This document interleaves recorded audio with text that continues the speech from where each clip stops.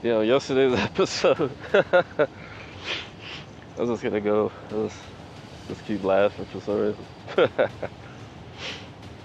Well, yeah, yesterday we were talking about anti-gravity and free energy, and today I'm gonna prove some more of that. I'm gonna touch on a few things. As far as NASA, I figured I might as well make fun of them for a little while too, right? I just want to get this robot to admit some of this stuff for me, because I know I can get it to do it. And I mean, obviously I already did. There's a lot more stuff to do.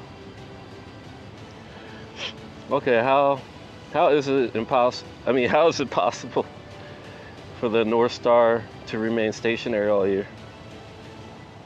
Like, oh, Polaris appears to remain stationary all year because it is located very close to Earth's axis of rotation. Bullcrap.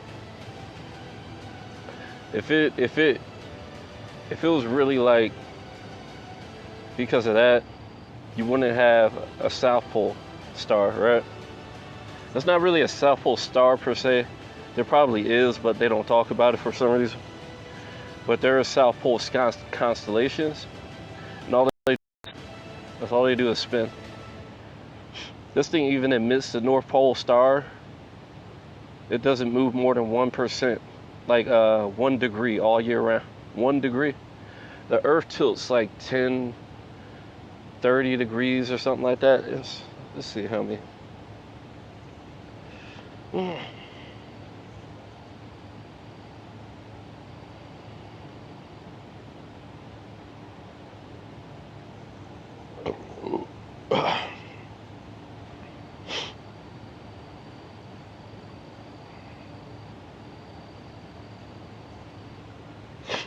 23. I was close.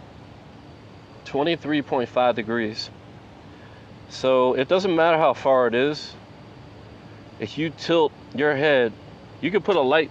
All right, I'll demonstrate it to you. You can put a lighter right in your face, right? Like right in your, sit on your view, right? And then turn 1 degree. Not even 1 degree. You're turning not even 1 degree. Does it move? No. That's why it stays still all year round. But try 23.5 fucking degrees. You looking, and it's all the way in the corner of one of your eyes now. You know what I mean? Off that. It actually moves further if it's close to that axis or whatever. And it wouldn't be staying stationary for thousands and thousands of years because we're moving so fast. We're like millions of miles per hour. This shit is ridiculous. Because it's like not just the Earth's rotation around the sun, supposed, right? Not just that. Not just the sun moving around the galaxy. It's the galaxy moving around too, and all this other crazy stuff. I think it's up to the millions of miles per hour. This AI doesn't even calculate it because it knows it would be wrong. You know, let me get that too. I want to hit it with that again.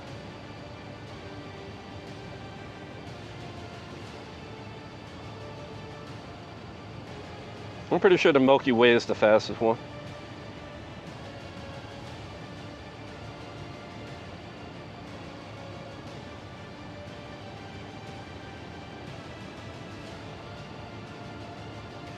Shit's hilarious.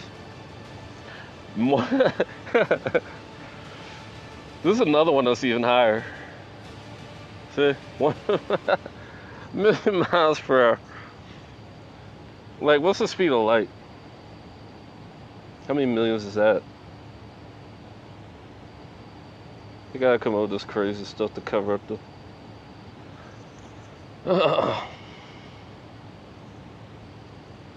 It's in the millions per second. Are those miles? Yeah. So it's like, I want to call it light years. They making sure it's no possible way that shit would move. But you know the funny thing about it?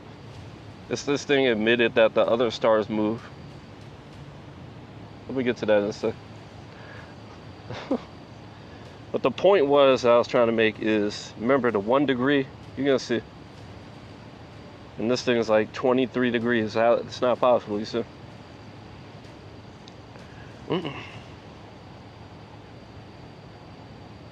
Yeah, they do circles. You see, circles. You know why? Because we're electromagnetic. So it spins really tight right there. And the reason the sun moves around in all those planets is because you have to have like movement. Movement creates energy. Because you can have a magnet, but if it doesn't move, you know, its electric field is not going to move, and its magnetic field is not going to move. You need both of those, either one of those to move, really. If either one of those are moving, then you're going to be able to create what they call amperage. Remember amps, how many amps your thing has? And voltage is a factor too, but amperage does the work. Voltage is like magnetism, but electricity is really what's doing the work when it moves. I think like the magnetism basically directs it, you know. It's kind of like the wire, but around the wire there's an electric field, you see. It's all in that's why they connected together. It's really confusing, but electromagnetism is basically a combination of the two. It can be currents or fields. Fields are stationary. Currents are, you know, movement. So you can either move the magnet. It could be a stationary magnet, where like or a stationary field, like in how it is in magnets. And then you can use that. You could just spin. You can just spin that, and the movement of that next to pretty much anything that conducts electricity, which is pretty most things, and you're going to create energy. Really, it's already there. You're not really creating anything. You're just transferring it, like they say. It's just infinite energy inside of it, and you're transferring it. That's why in everything they got a motor, and then they use something else to spin it. You see? And then you can either get more energy out or less out. That's efficiency. So that's why they're like, when these guys use magnets in the setup, right? And then they end up with like 500%. They're wondering where it came from. It came from the magnet and all these other sources of energy that they're using. They need to stop blowing stuff up. They need to try and do it in a way where they're not blowing it up, where they can get motion some other way. And to be honest, or really to tap into it another way. And superconductors actually do that. I'm going to explain that in a second.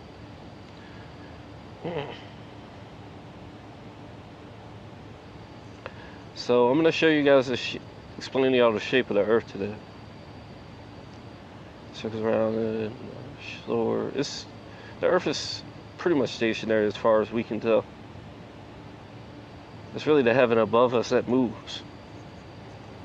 And, you know, the electric field is what you want to move, you know. And what's above us, you know. It's the electric field of Earth, you know. It's the electromagnetic because both are involved. But it's really the electric field up there mostly. I mean, that's really what it is.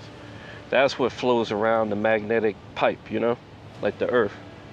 Or if you're using like, you know, fiber optics or something. That's how a lot of electricity on those wires end up back at the headquarters. It actually just travels through the ground because the field. That's why they can't transfer the energy very far. But if they have it really well insulated, then they'll lose less because it'll be mostly insulated, but it won't conduct with this. It's electromagnetic world, buddy. Slower, it appears Polaris Earth side appears like a station. This station. Moving space, blah blah. What is it moving like 0 miles per hour? Because I can sure as hell see the sun and everything else moving around. That shit sure as hell sits still. So the only thing that's moving around, all those. It's like, like you try to say the Earth moving when it's that thing. Slowly process. In about 3,000 years. Yeah, right. They're saying in 3,000 years. You hear that? How long has the Earth been here? According to them. So the Earth been here forever, basically. For fucking ever. And you telling me that you telling me that thing ain't moved this whole time, but now all of a sudden it's gonna move in just a few thousand years? You know, a few thousand years ago they were still using the North Star.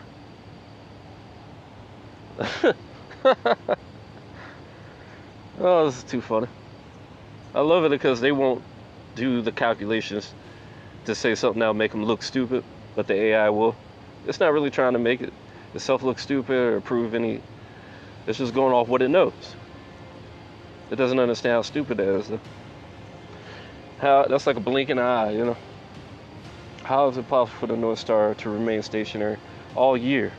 You see? The tilt of the season should move it. See?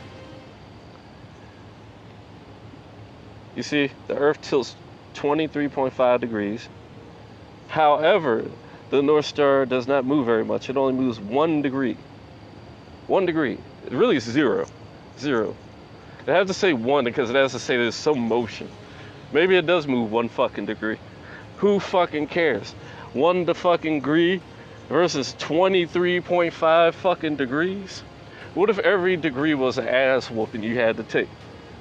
I'll take 1 degree, aka 0 degrees. I don't have to get my ass whooped once. While these idiots are getting their ass whooped 23.5 times. Because they're idiots. Like, what else I gotta say? So 3,000 years, that thing that never moves, it'll move, huh? So how is it possible the North Star, the South Star? This is why I realized that it doesn't know if there's a South Star. And it doesn't even believe anything stays really still there. I'm about to show you that's a lie. Oh, there's nothing close enough to our axis, huh? Yeah, because you got to be able to explain how that one stays still all fucking year round too, huh? Yeah, you got all this tilting the north side of the fucking planet and not giving a fuck about the south side, huh? That's why you want nobody going down there to see the 24-hour sun that you try and use as evidence against the flat earth, which it is. But it's also evidence against the globe. There's only one thing that could actually make this happen. Remember when they said our world is like fractal? What's the thing with fractals, right? They get bigger forever and they can get smaller, more inside, you know, internal forever.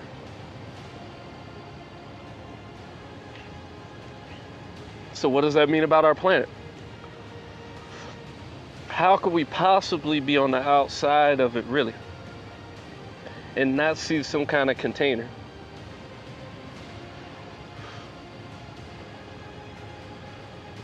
You know, it's not hard to figure out.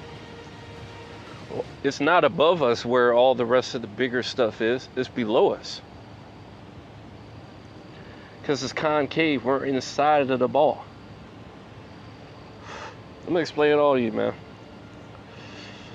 That's why the gravity is 100 million times stronger below us. 100 million. When the difference from the surface to the sky, from this firmament called Earth, to divide the knife in the darkness, the life in the darkness, and what was it it's basically a firmament. Use these planes, it's just like the water below us, it's like a whole nother one. Earth is like water, like as far as the air. Our plane of existence is air. We can tell because the air is transparent to us.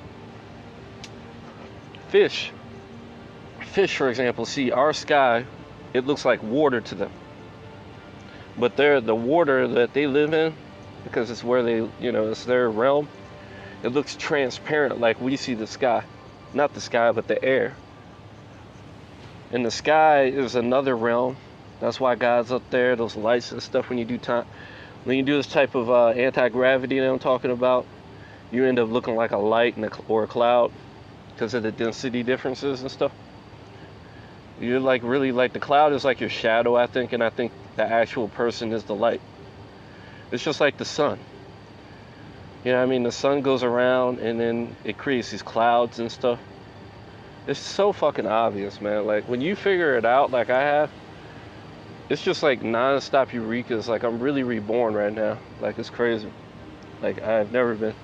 Like I've been in the past, but this is like I've really grasped in a way that is changing me foundationally, you know what I mean? But anyway, so, okay, let me show you this, right? Okay, it's gonna actually give you some details. Very close to that. Closest star to the Earth's axis of rotation in the southern hemisphere is Sigma Octantis, but it's not as close to as Polaris is on the Earth's axis. It's not perfect, I would assume, since it says it, and I don't notice any star listed right in the middle, but you'll see. As a result, there is no star like blah blah blah. Stars will appear to circle. You see? They'll appear to circle around you every 24 hours. There's not one particular star there, though. So the North Pole is probably the greater. I'm gonna show you, for all those people that don't think the 24-hour sun really exists. I'll show you.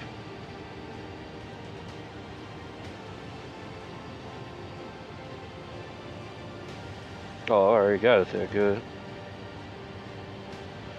First I'm gonna show you how it spins. I'm gonna do it through the year, and you'll basically see that way. Yeah. And then I'm gonna do the 24-hour sun. Let's go through the months, through years. You said that's what they said that's the South Pole star. That's exactly what the North Pole star does. You see how it just circles? It does look like it's slightly off axis though. That's the difference of like 1 degree. You see? That's what they're talking about. I understand when they say 1 degree now. It's because it's spinning. So if the tilt is so fucking great, why isn't this moving? You see? I'm gonna show you the 24-hour sun once I get back to our time. Ask yourself. Same thing happens in the north. We all know that. Y'all are very familiar with that. But how the fuck is it happening down here? Let's forget to ask yourself. Unless what? Flat Earth doesn't explain this. Neither does the globe. What does? What I'm talking about. So let me get this to the time where it's actually light over there. Should be around here. Then let's just go through the days. See? Doesn't move. Oh yeah, this is just going through the days though. Let me get back to where we were. I already got all the way over there. Damn. Alright, so oh yeah, I had to go over there for the month. I'll show you real quick. Now I'm gonna get back to what I was doing. Look, all day. See? And then idiots that were down, what was it like? It was a certain area that doesn't get this effect. It goes for a good amount of distance, but not where they were. I don't remember where the hell they were, but it wasn't nearly this where it needed to be. It's off by like 10 degrees or maybe 20. But yeah, it's your 24-hour sun. Happens at the South Pole. You already know at the North Pole too.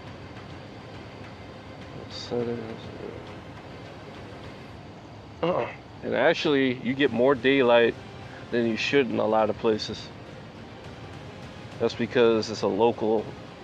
I already explained this. It's because it's local and stuff. Let's stay focused on this stuff.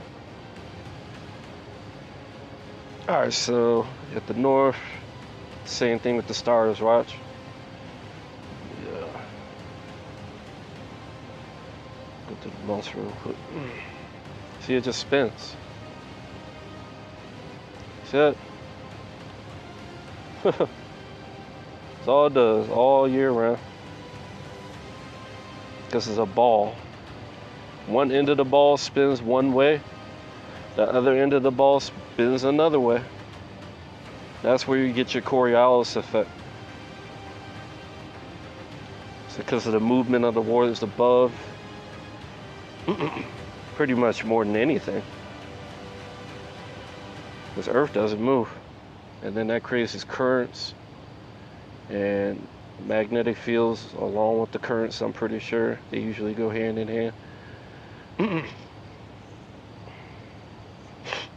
Because all they need is really like I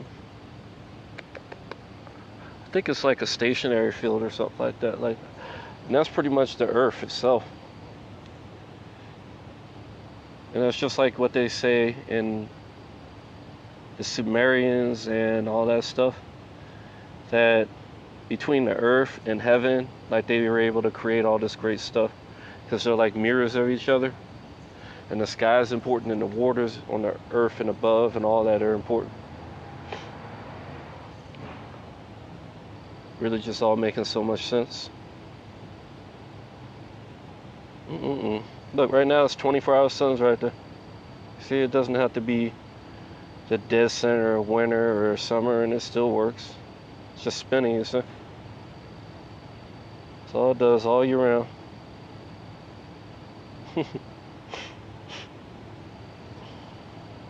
And then around the central part of the planets, how does it go right there? It really doesn't move at all. It really doesn't. Like, nothing moves there. It doesn't move no 20-something degrees. I will show you that, but I already closed it. And let me show you it from the sky in case you think that's just CGI. Remember, they don't believe the South Pole star should be just sitting there like that. Just like the North Pole. Remember how they just go in circles? They don't believe that because it wouldn't, their tilt would be like, how the fuck is this possible? Like 23 degrees tilt. It's really the sun moves, and that's what creates the sun, those planets that move with it. It creates all this current and stuff, It's very obvious. Without motion, it's just like faith without works is dead. Something's got to move. Whether it's a current, whether you go moving your current, or you got to move your body.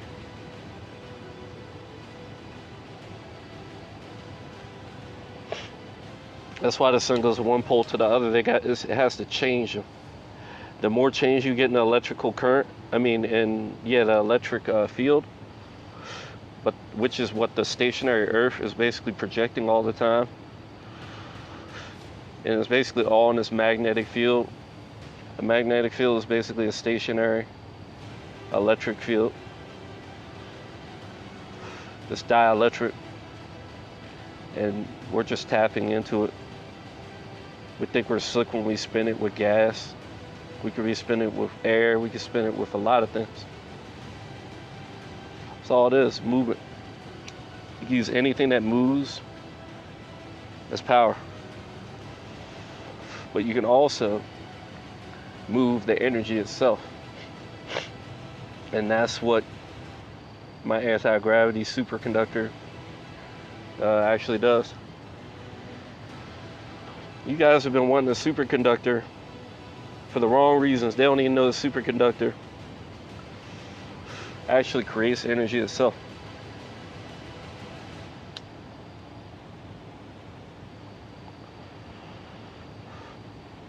If only they knew. Yeah, it's quite a few days of the 24-hour sun. I've seen it a million times on the webcam. It was one of those things that I was really wanting to explain, and in the process of explaining it, I had a flat Earth point of view at first, and that changed over to concave. It's the only thing that explains what reality shows me. Alright, fuck that. That thing's done. Alright, so there you go. Do cameras work in a vacuum? They can actually work in a vacuum. I don't think this thing understands how hot a vacuum can get. Well, anyway, so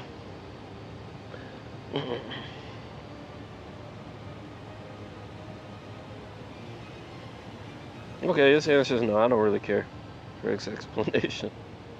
I already know it's impossible. So the temperature is too high for cameras. Cameras work between 14 and 104 degrees. Not too cold, not too hot.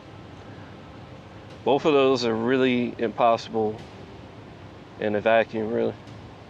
And then on the moon, it's almost just as bad. You'll see.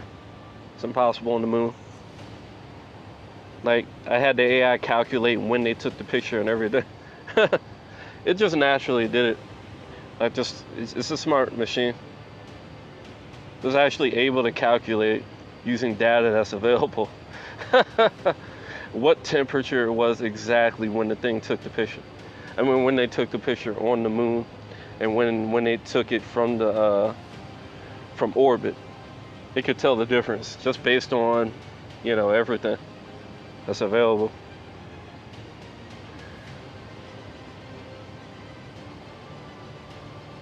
What is the temperature of the moon when NASA took the photos? See? The temperature of the moon can vary greatly depending on the time of day and location. The average temperature of the moon is minus 280 degrees. Yeah, take a picture there, buddy. Is that the average? Wow. That's the average fucking temperature. Because you have nothing to hold the heat in with, according to their bullshit. So it's cold as all hell. The cameras don't work in that temperature. Even though they developed special types of cameras or whatever later, they didn't have that kind of camera back then. I'm going to show you. Nothing for 280 though. But Fahrenheit, they still ain't got nothing that can go into negative 280, I don't think. I need to ask it that. I didn't realize it showed the average. I was just going off the exact temperature that it was when they took the picture. You know what I mean?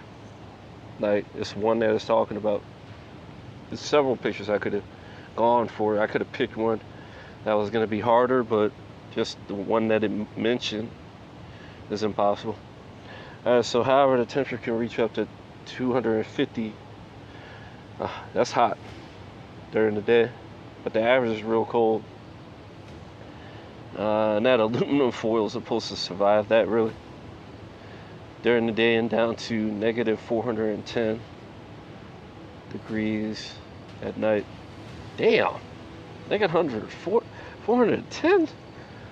Shit. Man, no way, bro. An aluminum? Imagine being in negative 410 degrees.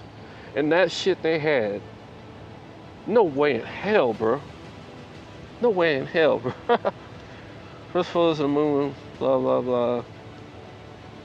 It was taken by the spacecraft. So it was in orbit. The temperature of the lunar flyby at the time of the flyby. See? At the time. It's so smart. Shit knows exact times and all that. It was negative 260. See, it's always cold there. The first photos of the moon from the surface was in 68. It was negative 270. Give me a break. That's from the surface. There's no way. I'm done. I'm done. Is there any camera that works in that temperature? Yes, there's a few cameras. But that's only now. That wasn't back then. There's some shit that where is it? Negative 140, that's it. Negative 110, they still can't do it. Nah, none of these listed go down to 280. You trying to suck at me. They still don't got a camera that goes down to 280 negative. Making shit up. Look at the ones listed. Negative 10. Negative 10, that's it. As low as negative 140. That's the one they use in nuke bombs and shit. So I went when, you know, in 1968, when they did this, the one on the Earth, not on the Earth, but on the moon, right? To me, the Earth and the moon are the same. You see how those subconscious slips happen? No, there were no cameras back then. You see, and there still aren't. Negative 280. What? No way. The coldest camera back then, which could work in temperatures down to negative 67. That's it. That's the one they used in the mission. So it was working down to negative 67, supposedly. When today, remember, today we can't go down to negative 10, remember? Look at that. They somehow got something that go down to negative 70 way back then, huh? But that's still not 280. Remember? Crazy, man. That shit didn't go 280. I bet I could look that up. They say there's not that much curvature at that speed. It doesn't believe they nose up or nose down. They didn't know how to answer that. I didn't know how to answer that.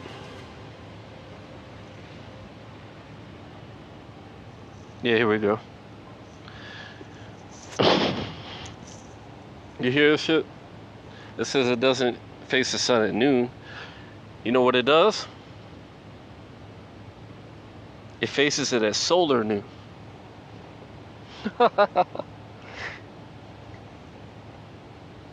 Like, just think about it. Look at my question.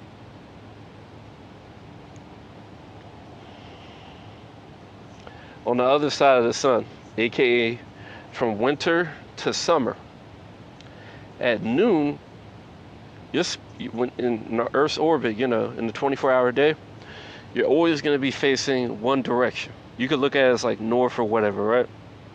You're always going to be looking that day at that direction at that hour. Kind of interesting. It reminds me of the Earth. Because it's like, you know, the north is where it seems to be a little more interesting than the south, but maybe it isn't. Maybe the south's the interesting one, you never know. But it's got more mass probably. Definitely with those ice planets. No, those kind of just expand, not really densify. They seem denser in water to me, so it's interesting. Anyway, so just think about it. It's like always there at 12 o'clock, right? So you're pointing, you know, in the summer, you're looking at the sun at 12 o'clock, right? Because it's on your side of the planet, right? If we're going around the sun, right, like they say, right, when winter comes and you're looking at north again, it should flip. Now it should be nighttime, because in summer, when you spin to that direction, you're looking at the sun. Now rotate, visualize in your head, you're looking at the sun on this ball, right? And then you move the ball while facing that same direction, you're already looking at the sun, right? Now, when you go around the sun to the other side of it, it's like a person in front of you. You're looking at them. Then you go behind them while looking that same direction. When you go behind them, you can't see them, right? You can't see them because you have to keep looking that direction, right? So when you're in front of them, yeah, you see them. That's summer, right? But when you're in winter and you're behind them, and you're still looking that same direction, you no longer see them. When you're in front of them, you see them. If you don't change direction, when you get behind them, you don't see them. I can't make it any more complicated than that. And that's what solar noon is. It's not regular noon like we think. And I learned that because of this. That's the proper way of putting it. And it's right. It's not always noon. Because when you're on the other side of the sun, it flip-flops. Which is the instant the sun is at the highest point of the sky. That's what the real solar noon is. Solar noon. Oh, yeah. I'm tripping. Regular noon is when it's at the highest point of the sky. Solar noon is different from the first noon. it can change because, like, at the summer, solar noon is aligned up with your noon. That's why the sun is over top of you. But in winter, it's on the other side of the sun. It's gonna tell you that because it's no longer your solar noon. It's your solar midnight. You see, I should actually ask it that, but it'll explain it good enough for you to get it. Different standard noons based on Earth's rotation. Solar noon is based on, you see, while the solar noon is based on Earth's position relative to the sun. See, it explains it real good. They thought they was slick. Earth's rotation causes it to complete rotation 24 hours. Faces the sun at solar noon every 24 hours. However, the Earth's orbit around the sun also causing it to move around the sun. This means the Earth is not always the same point. The Earth is not at the same point in its orbit as solar noon. Not always at the same point as solar noon. You see? Because of the orbit, it changes it. When you're at the opposite side, like I said, it flip-flops. That doesn't happen in reality, though. You see? Like the regular noon that they've been telling you, remember, that doesn't change. Like, just think about it. Like, still, when it's winter, the sun is going to still come up all throughout the day, not the night. You see what I'm saying? The sun comes up in winter, which should be your solar midnight. It should be coming up in midnight, but it's coming up in daytime. You see? It's a little bit shorter. When it comes up and around midday, it's going to be as high as it's going to be. You see what I mean? If you're on the opposite side of the sun, though, like it says, you shouldn't be able to see it at all in the day. You should see it in the night. You'll see. The Earth is on the same side of the sun as you are. The solar noon will happen the same time it is for you. You see? It does for everyone else on that side of the sun. However, when the Earth is on the opposite side of the sun from you, you see, it's going to be like your solar winter. Solar noon will be at a different time for you than it does on every... Then solar noon will happen at a different time for you that it does for everyone else on that side of the sun. For example, if you're in the northern hemisphere, solar noon will happen at 12 p.m. When the Earth is on the same side of the sun. However, you see, that's summer. When the Earth is on the opposite side of the sun from you, the solar noon will happen at 12 a.m. You see? Called it, bro. But that doesn't happen, bro. Like, the sun still come up at 12 o'clock, bro. Because we're not going around the sun. The sun's like going up and down inside of the concave Earth. We can still see it, though. Because we're to the center. We're towards the center. Obviously. I mean, we all know that. It's just that one little change that there ain't no solar nothing. It's still the same time every time. So, to answer your question, the Earth does not face at the noon when it's on the other side of the sun. I was right, yeah. The sun is at solar noon, which is, the sun is at the highest point in the sky. The noon is different for different places. It's rotating. They ain't got nothing to do with no rotating. It's just spinning around the sun. Don't talk about no damn axis. It's got to do with it going around the sun. Don't try and be slick with the axis shit at the last second. Not nothing to do with no damn axis. Watch. Opposite side of the sun. That's what it's about. Changes off that. Not this dumb shit. The axis, man. It's obvious as fuck, man. Something's in the middle of your fucking vision. You don't see it. You know, like the Earth supposedly ain't blocking your vision. You wouldn't see it, but you still see the sun at the same time every day. It's just a little bit further away. It's not being blocked by anything. Because we're not going around the sun goes around inside of the concave Earth. The Earth spins. Oh, this is a funny one. The Earth spins. Why do airplanes fly east and west at the same speed?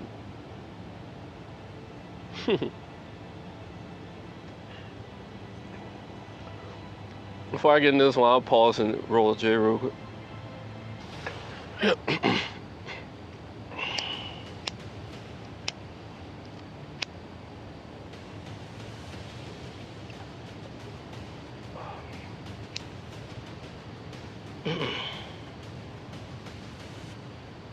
Sorry, take this one. Alright, so we all know what the answer is going to be, right? It's going to lie to me. It's going to tell me that there's no difference. You know, like we all know there is no difference, right? It's not going to say that the Earth should spin from under us, right? Wrong. That's what I thought. This thing actually tells the truth, bro. I wouldn't have showed you otherwise. Or just skipped over it like I did all the other lives that came over. It doesn't really mean a lot, it just doesn't know sometimes. It's usually like differences of words or something. But it actually understands this question. Airplanes fly east to west at the same speed as Earth spin because...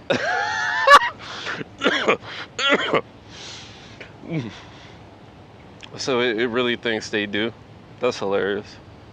It says that, but then it tells you the truth.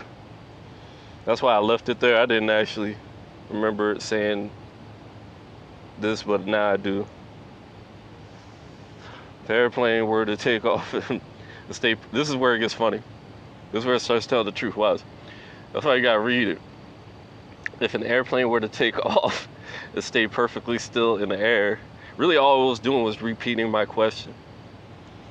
I think it was trying to say that's what it is, because it didn't tell me it wasn't the case. But then it starts to tell me the truth.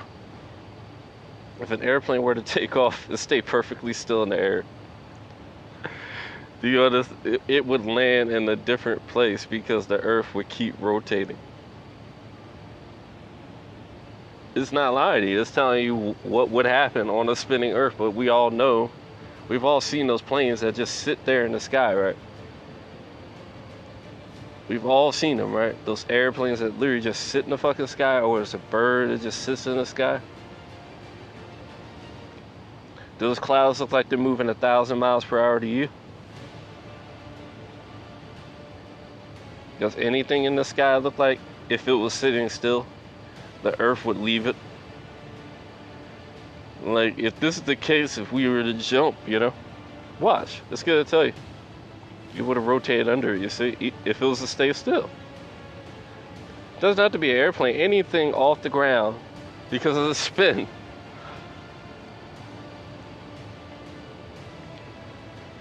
I've seen helicopters sit still for a very long time and not go anywhere. So what about the helicopters? Let's see some videos of helicopters sitting still. Or planes, let's do planes. Planes sitting still. Never seen it yet? That's the world we live in now, yeah. Doesn't matter what direction they're going.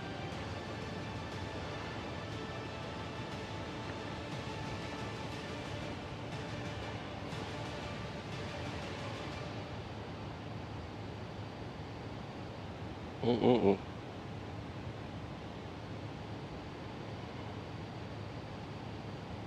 see, there's a lot of them.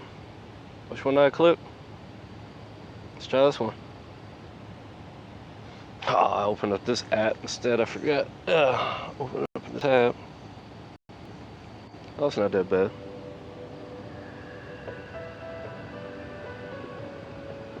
That's not still. Come on, man. You damn clickbaiters.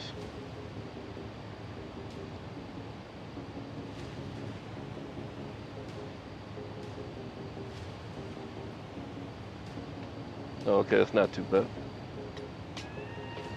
That doesn't look still to me, though.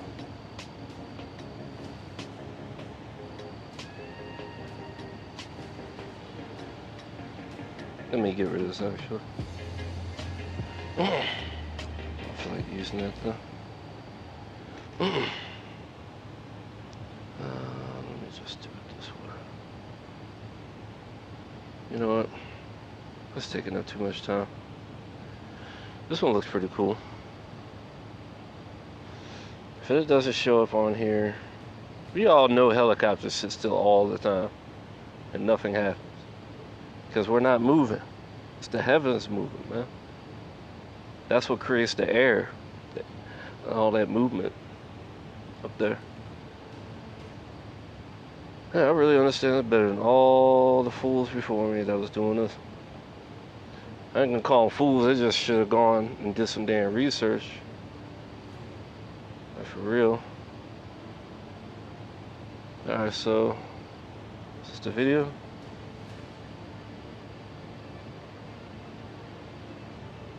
That's why I wanted to go back to YouTube, but I just didn't want to go in that app.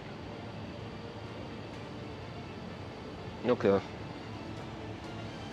let's go to YouTube again.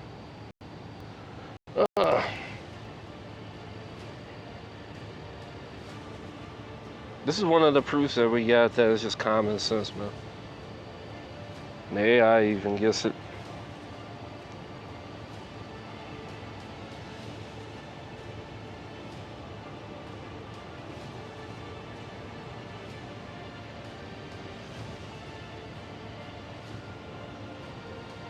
We'll get some shorts, thank you.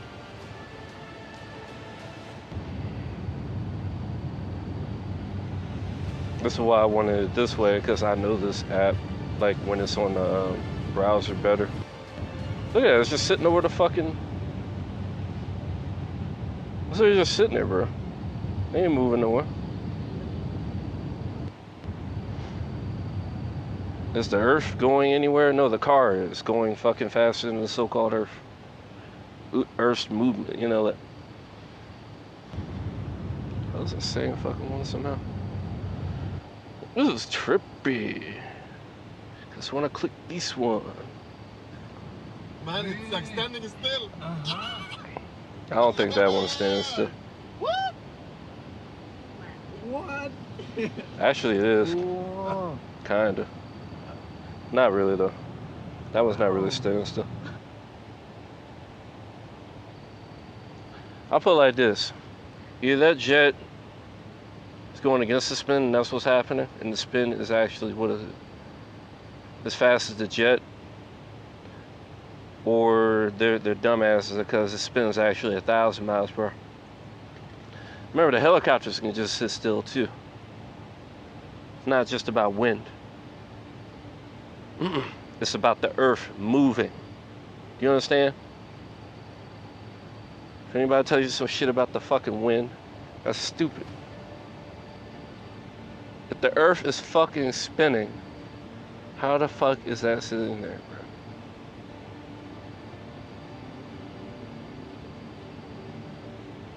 People are so dumb. So, how many more examples you need? We all know helicopters do it. We know birds do it. What about, you know they can levitate.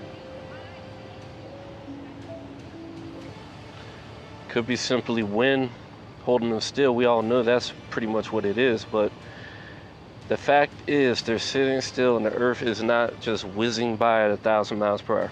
Okay, do you understand? Do it one more time. Do you understand the Earth is not moving? Does it look like it's moving? Does it look like it's moving to the airplane?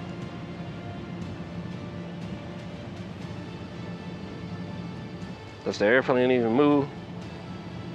Really that much wind down there? Why is the other one? Ooh, I just realized that. That proves it's not air. Look, What's fucking filming that then? Another fucking airplane, right? Why the fuck is that airplane just sitting there like that? It's not a fucking airplane. It's a fucking UFO and it forgot its cloaking mode was set to airplane. Oh god, that's a good one. I gotta share that. I gotta share that, man. You know, this shit. It won't let me use it on Telegram. Not Telegram, alright, fuck it. Y'all get the point. Hilarious, man.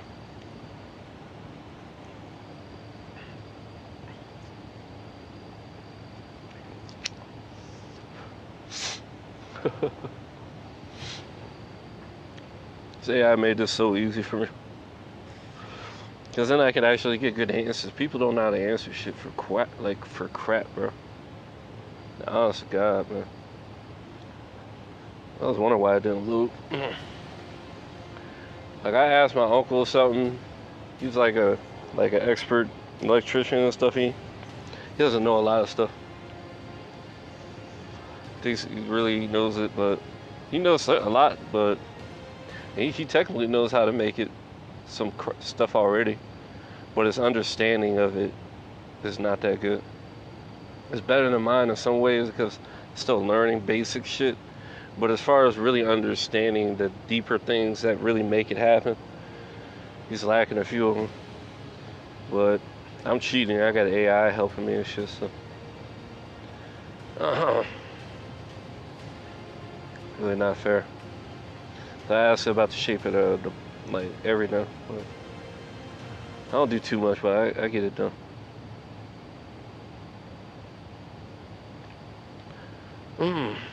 I get on the curvature, all that.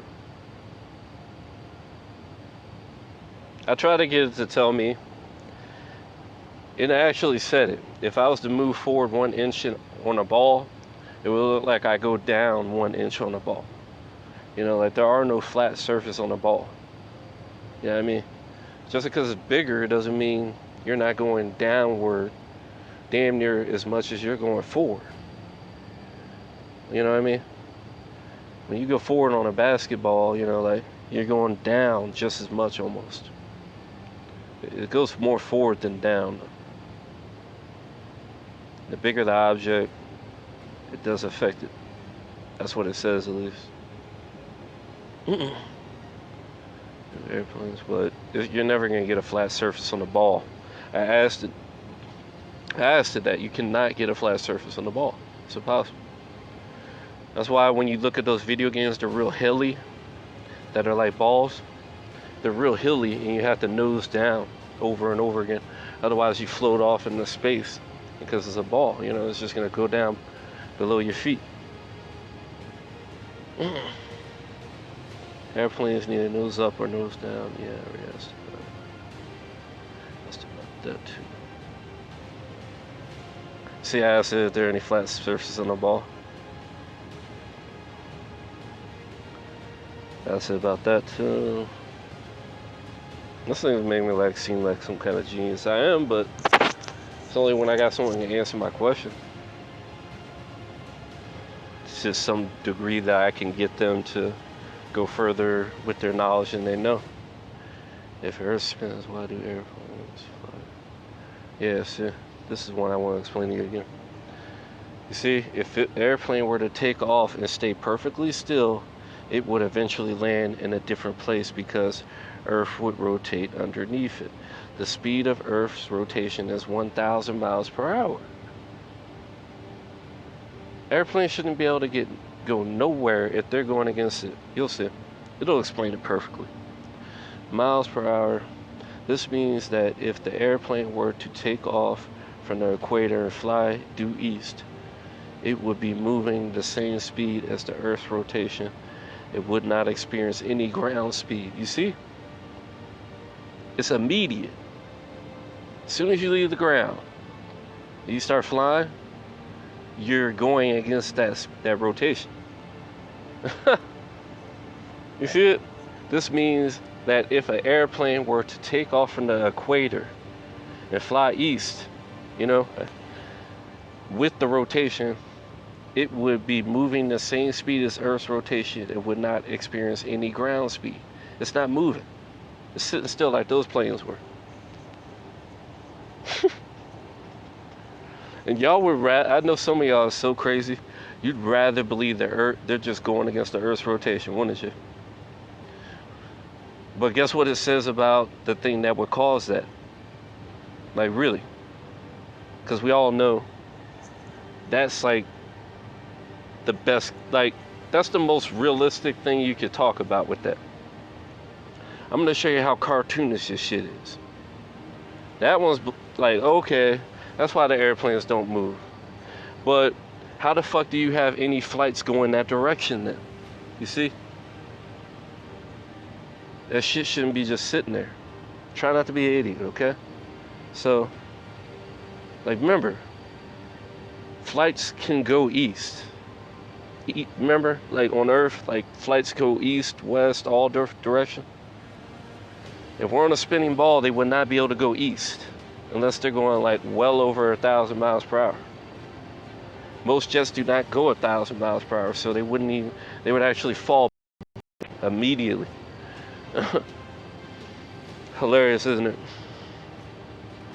And it'd be worse if they go higher because it's more distance. Try racing on the outside lane through the turns, you know?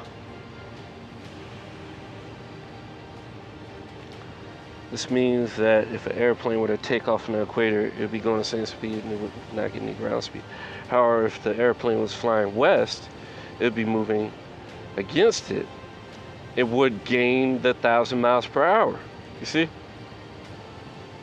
Would it experience a ground speed of the 1,000 miles per hour? You see? Really more.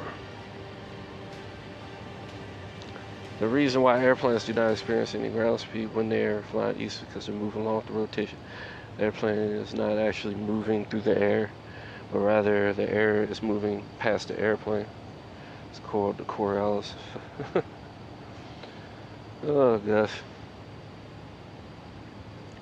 When the airplane is flying east, the Coriolis effect deflects the airplane to the right.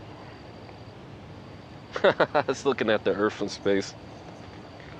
This means the airplane is actually moving through the air, but it's also moving with Earth's rotation. Let's cancel out the ground speed of the airplane, so it appears to be this thing in one place. That's too hilarious. There are flights that go east, man. Remember this. There are flights that go east. I can catch a flight from California to, you know, New York, you know.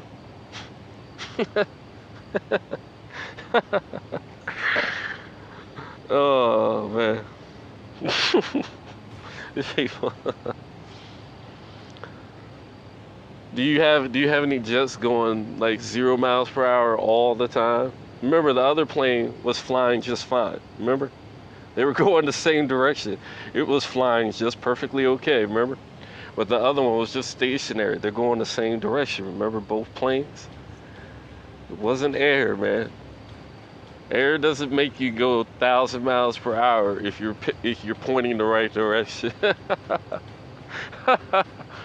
If it was, you wouldn't need jets. You know what I mean? Jet engines, you know, like the old airplanes our grandparents had and shit.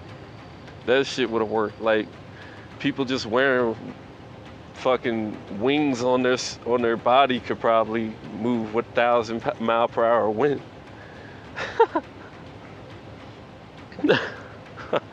And you don't got jets going 1,000 miles per hour. These things go like maybe 600 or something like that. And they have to accelerate and stuff like that. It's not the wind making it happen. Like, I mean, the wind helps though. They're calculating that based on the spinning of the firmament above. Ari's experiment already showed that it's the heavens that move the ether. The ether is the electric field of the earth. We call the heavens, the firmament, the electromagnetic field of the earth. That's what it is. It's 10 times weaker than the surface. But think about it.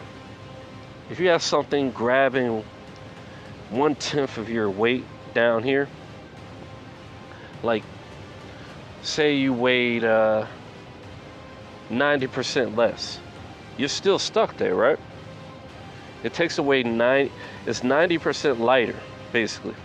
If it's 10% as strong as Earth's surface, that means that you get up to the electromagnetic field, it will have the ability to hold 10% of your weight. So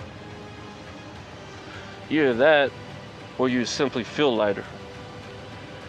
Could be either or, because the Earth's pull could be a factor, even at that height, to the point where it makes it like that. It's very interesting. They fly at the same speed, bro. Like, I'm gonna show it to you, man. There ain't no miles per hour difference. It's hilarious. Really tried it. All right.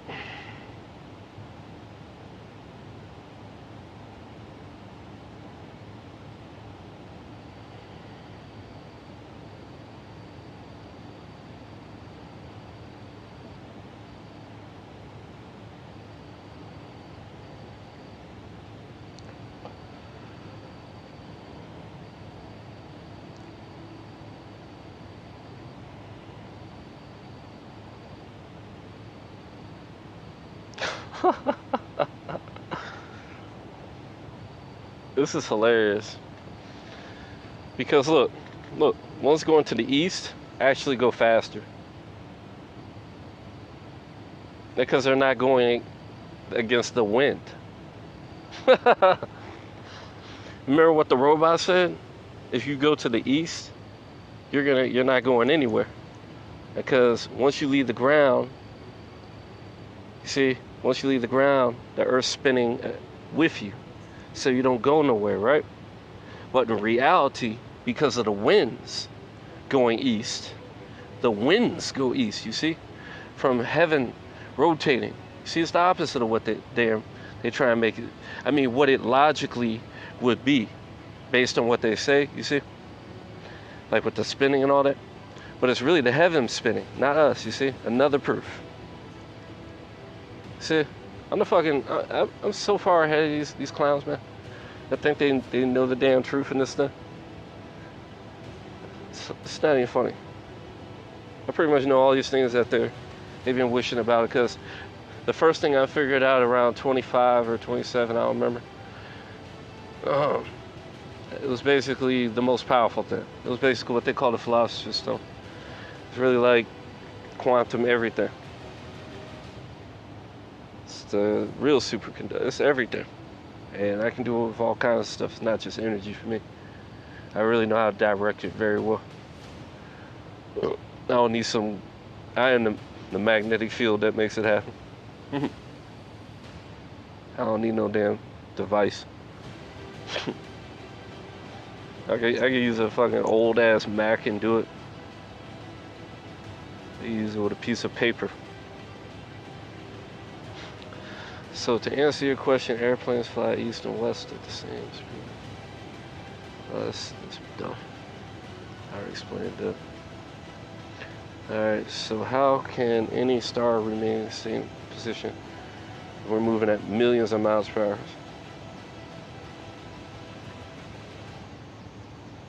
See, it's only saying we're going 67,000 miles per hour. So it's trying to say we'll be out of the way in 30, because it's trying to 67. Going millions, man. How could I even reword this one? Well, let me reword it. Nope. I'm not gonna waste my time. It's obvious that, like, millions of miles per hour is not gonna sit still. There are no flat spots on a ball. This is correct, remember? A ball is a sphere. There are no flat spaces on a ball. None. Nothing flat on a ball. So how the hell do we get flat spaces? That's because you don't even know what flat is. That's funny, right?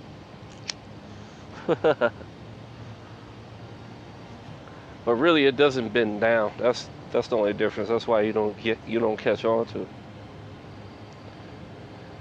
Things can seem flat, but from one point to any other point inside of the ball is flat. That's when you're inside. Remember, we're not on the outside, we're on the inside. Because remember, it's like fractal. It's a fractal universe, so you're always gonna be inside. You know, it's enclosed. Like Bill Nye, the science guy, I think that's his name, said. He's like, yeah. So that's what heaven above's got its enclosure. You know, the water's got its thing going on. It's the water's above and the water's below. And when you go into a fractal, it's just more and more of the same thing, smaller and smaller and more. And that you go inside of that one, it's another one. You go inside of that one, it's another one. And they get more intricate the smaller you go. It's just like nanotechnology. I mean, the stuff that I've been talking about, the superconductor, why it causes this effect that generates energy. It's really like the smaller you get down with that stuff, the more of these vortexes of energy you get, and that's where the power is at. It's actually maybe bigger too. You know, like things that are bigger too, because we're, you know, part of things that get bigger and bigger and bigger, I'm assuming as well. Sphere, which means it is round, smooth surface with no flat spots. There are no flat spots on the ball. If you were on a ball, like you'd see like the pyramids and stuff like curving, like to the whatever side they are from where you are directly. And it'd be pretty weird at the same time. It seemed kind of sort of flat, but not really. It'd be pretty obvious. They already did simulations of it. I did a video about it called "There's No Flat Surface on a Ball." Like, you should look at it. It's on my page. I ain't got time for that, but the AI will tell you for me, you know, there's no flat spots. It will no longer be able to be a sphere. The reason why a ball cannot have a flat spot is because the way that spheres are formed. Spheres are forming by rotating in a circle around the axis. It creates a surface that is curved in all directions. You see, it curves every direction based on, you know, where you're at and where you're looking and all that kind of stuff, where you're located. That's what. If you were to try to create a sphere with a flat spot, the circle would not be able to rotate smoothly around the axis, or would create a surface with bumps and ridges, which is not a sphere. So while I may seem like a ball would have a flat spot, it is actually impossible. A sphere is smooth around with no flat spots. Now I start asking about the curvature and all this stuff. Not really good because it's just a whole bunch of NASA stuff.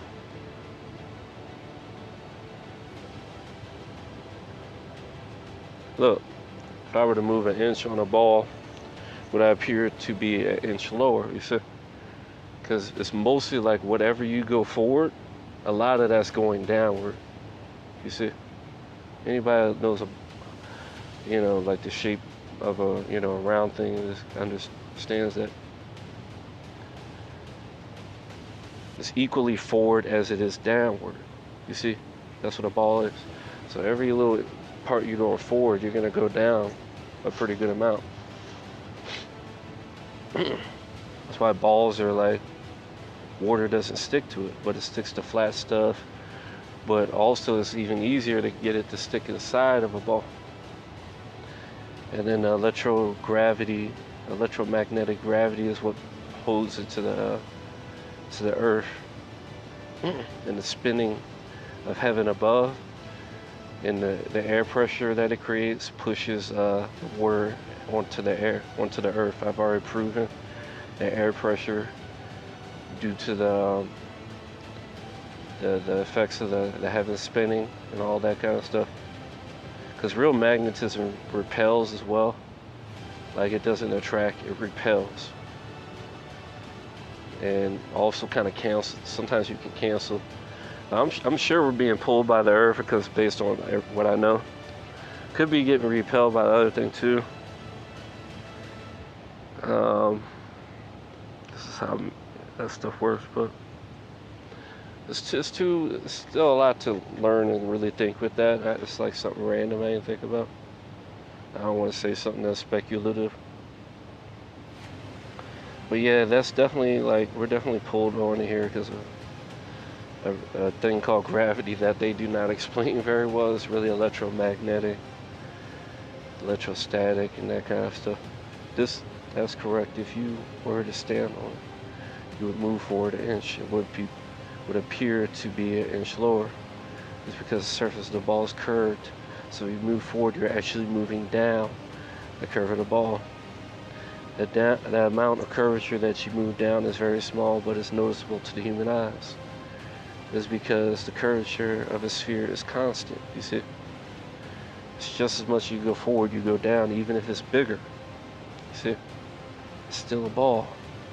It's not flat anywhere. So it can appear a little bit flat, but it's not. It mostly goes forward, but it also goes up a lot. Bigger it is, it does make a difference, but it's just not flat. That's why it always curves up to our eye level. You know, it's subtle, but you can see it obviously, and then when you go up higher, it's gonna explain it, you know, and then that's why you can see it again. You can see further. That's why the guy that went to heaven, he didn't go to heaven. He basically did. He went real high up in there. He said, Auguste Piccard, he said that the earth looked like a disc with an upturned edge. It's upturned, you see? The reason it looks like a disc is because the firmament above, the ball above him, he didn't really understand. He thought it was out of space. That's what that darkness is. It's the heaven above us. And it's on different densities and stuff, so it's kind of like hard to see properly. It basically blocks the light and all that. That's why it's that color. But it's also on a spectrum that we're probably just not familiar with, so it looks dark. It's the same reason those lights and all that look, you know, mysterious to us. That's because you're not really seeing it how it is. So let me see. Yeah, it was basically curving up and being blacked out by that. That's why it looked like an edge. Because that's as far as you could see it, because he was starting to see it curve up around it. I've already shown you all that in videos. It was very observant. It was a good observation for him to say that, considering how programmed he probably was back then. For him to be able to understand it had an upturned edge, it must have been very obvious to him. But also that was good observation by him, because most people probably would have been not paying attention to that.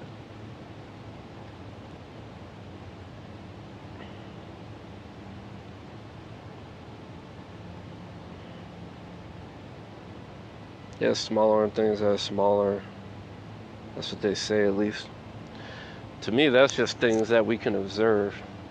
If you go to like, what is it, like, you could think of any giant ball. Watch.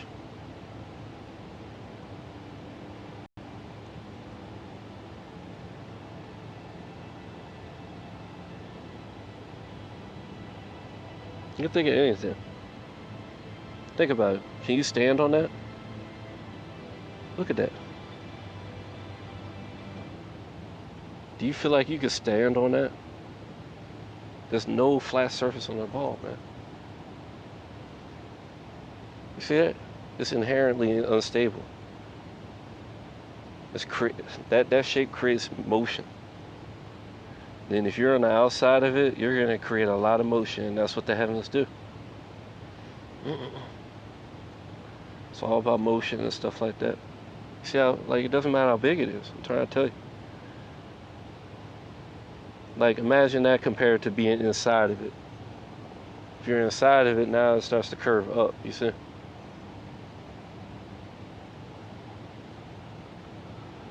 I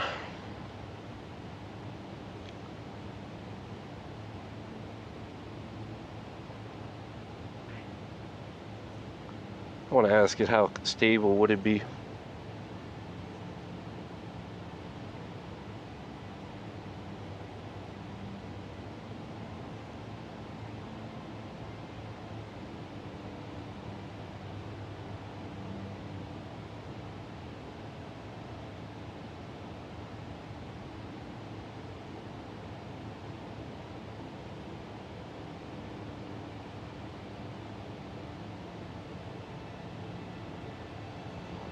I'm gonna try and size it up next. But if I size it up, it's gonna know I'm talking about the Earth, and it's gonna try and lie.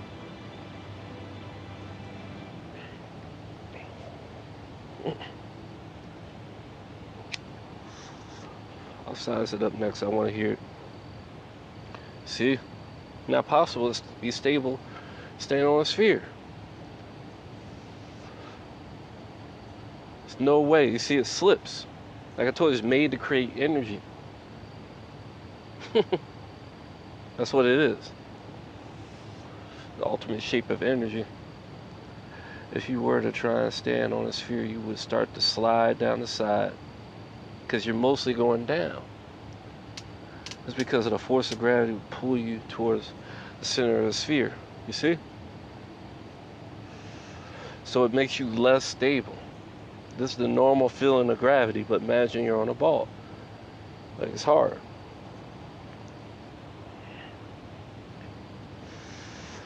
Force of gravity would be pulling you in all directions, but it'd be strongest in the center of the sphere.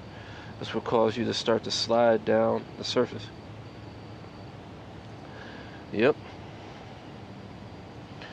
The only way to be stable staying on the sphere would to wear special shoes that has spikes on the bottom. The spikes would dig into the surface of the sphere. It prevents you from sliding. However, even with spikes, it would still be difficult to stand on a sphere for very long. There have been some experiments where people have tried to stand on spheres. However, the experiments have all been short-lived. The people who have tried to stand on spheres have all eventually slipped off or fallen off. Slipped and fallen off. So while it is theoretically possible to stand on a sphere, it's not practical. It's impossible to be stable staying on a sphere. It is difficult to even stand on the surface for very long. So let me reword it. Now I'm gonna leave that one because that's useful. How did I get all the way up here, man? Crazy. You see how far I went up there? Oh god, did not press that fucking button. Moved at the last second.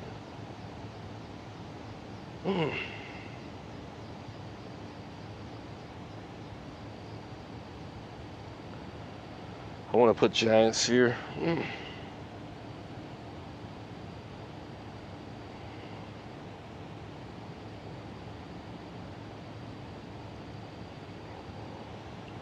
Yeah, it's really slow because all this stuff in the background. Let's go.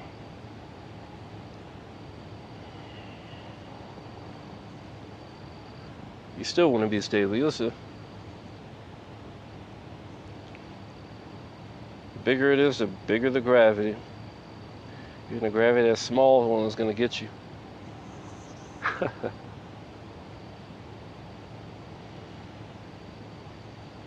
Because when you put weight on it, it's all going to want to spin.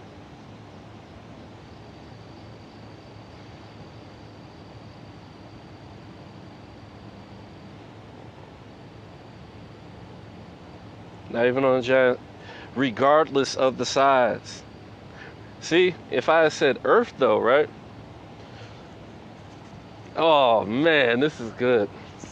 I love this AI. It's so truthful, man. Thank God they haven't gotten to it yet.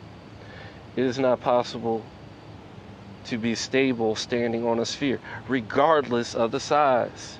Regardless of the size. Take a chill, champs.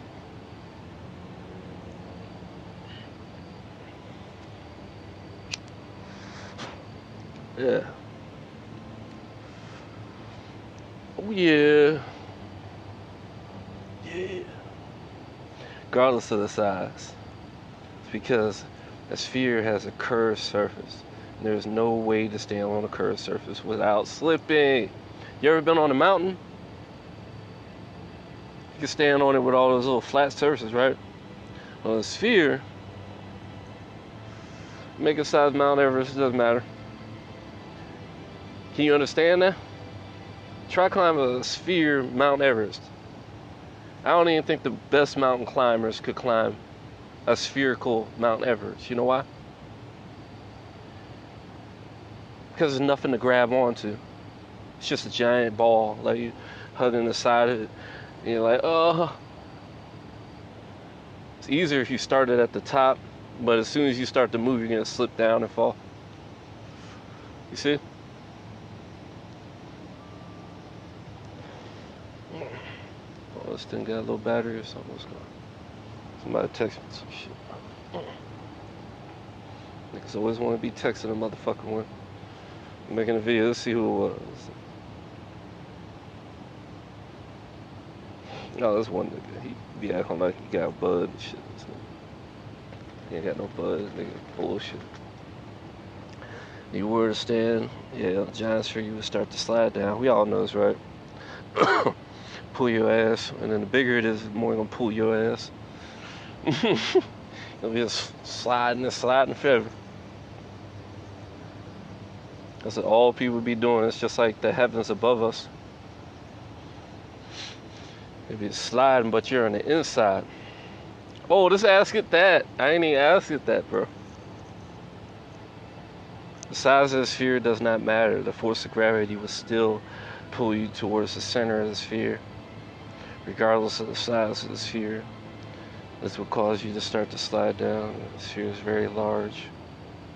Yeah, the bigger ones make it even worse because stronger gravity, and you can't even grab on it, nothing like this. I don't know. You better off trying to balance on like a small ball or something. Imagine trying to balance a big giant ball. You know what I mean? That's what you're gonna end up having to do. So while it is theoretically possible to stand a giant sphere, it's not practical. You know, you gotta use those special things to do it. Ooh. I'm gonna say it inside it.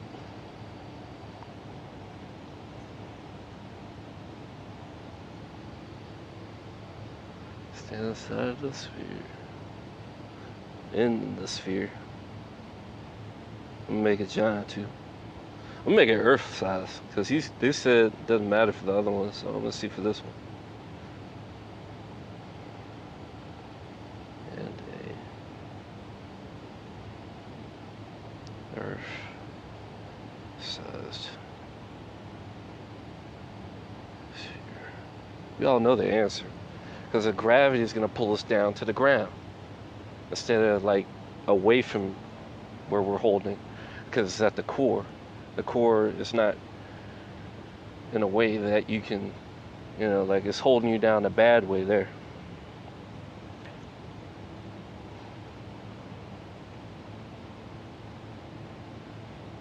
Sam doesn't understand what I mean.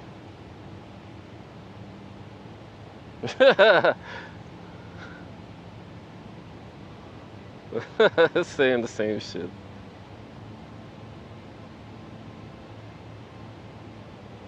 It doesn't understand the gravity is pulling me down to the ground, like, and the sphere is like below me in every direction. Like I could fall to my left, and I got something right up on my arm, and on my right, I'm like cradled by it, you know. This thing I knew wasn't gonna understand. That's fine. They can be dumb on that. I don't have time to argue with it about it right now. It's basically just a matter of wording. But when you're on the outside, you sure as fuck ain't holding on to it. Like, okay, have you ever y'all ever been inside of a fucking ball and felt really stable? You know what I mean? You can be really fucking stable in it, especially if it's pulling you down to the stable cradle. You know, like. But if you're on the outside of it, you just slide off. There's nothing cradling you. It's just like you're on the outside. You know what I mean? Like, and it's got this perfect shape to keep your ass the fuck away. Like you're just swirling away. You know. The shape of the magnetic field is brilliant. The sphere is like the perfect little repulsion type of thing. You know, like. It's got a little bit of weak points to it, but it works overall. So let me see, what's this next one? Let me pause this and get on with this.